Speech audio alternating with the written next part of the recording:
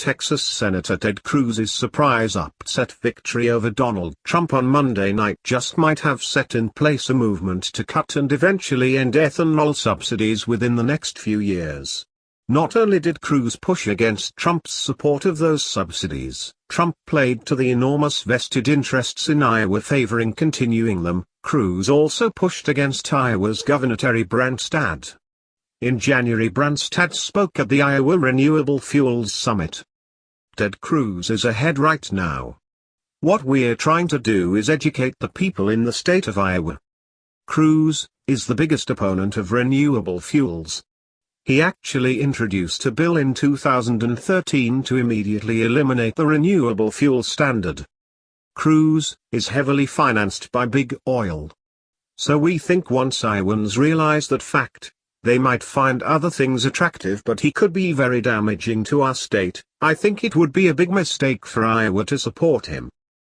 That Cruz won even when opposing the interests enjoying federal subsidies, the first candidate in an Iowa caucus to oppose those interests since Congress first created them in 2005, was downplayed by Timothy Chung, an analyst at Clearview Energy Partners, which calls itself the leading green energy provider in the U.S.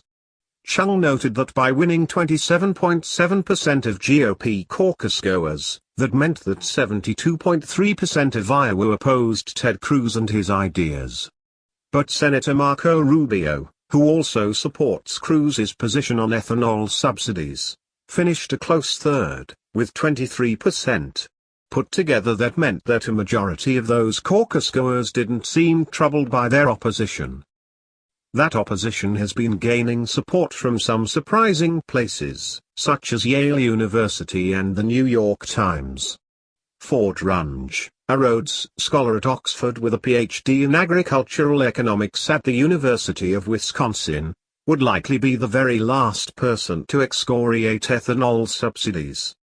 But in 2010, writing in Yale's Environment 360 blog, he said, "Despite strong evidence that growing food crops to produce ethanol is harmful to the environment and the world's poor, the Obama administration is backing subsidies and programs that will ensure that half of the U.S.'s corn crop will soon go to biofuel production.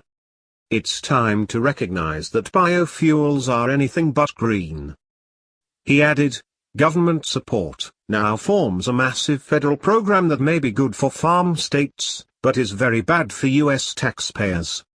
Runge then counted the ways those subsidies were hurting those taxpayers as well as the environment and the world's poor. Direct biofuel subsidies include a 45-cent per gallon blender's tax credit for ethanol, the equivalent of more than $200 per acre to divert corn from the food supply into fuel tanks, plus a $1 credit per gallon for plant-based biodiesel and cellulosic ethanol. And then there's protection from competition from abroad through tariffs of 54 cents per gallon which, according to Runge, allow ethanol producers to pay higher and higher prices for feedstocks, which is especially damaging to people in third world countries dependent upon basic foodstuffs such as corn. And then there's the immense amount of water involved in growing the corn that is then processed into ethanol. Wrote Runge, growing corn to produce ethanol consumes 200 times more water than the water used to process corn into ethanol. In 2012, the New York Times editors allowed Colin Carter, an ag professor at the University of California, Davis, and Henry Miller, a fellow at the conservative Hoover Institution, to weigh in on the matter.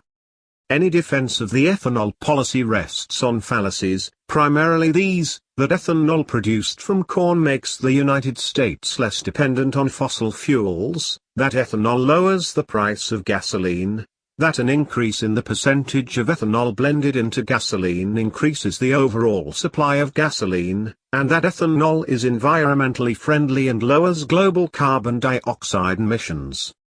The real question is whether Cruz's victory in Iowa is a blip on the political screen or a harbinger of a cultural change that might cause enough members of Congress to support Cruz's bill to start reducing ethanol subsidies with the goal of ending them altogether by 2020.